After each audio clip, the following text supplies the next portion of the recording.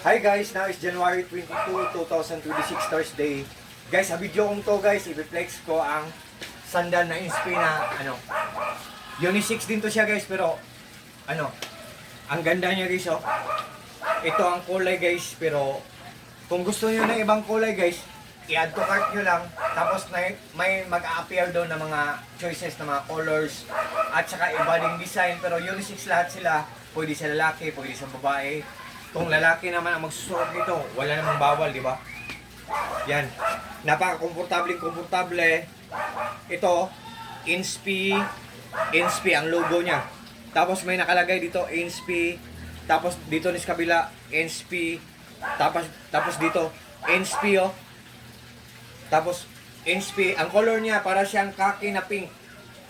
Parang may pagka-pink siya na kaki or kaki. Tapos hindi lang to siya basta-basta matatanggal guys ha.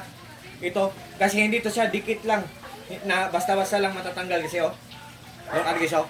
1, 2, 3, 4, 5, 6. Same din sa left. 1, 2, 3, 4, 5, 6. Hindi siya matatanggal lang basta-basta lang. Pulido, durable. What I mean po, durable pa, at the same time, affordable pa, mura lang.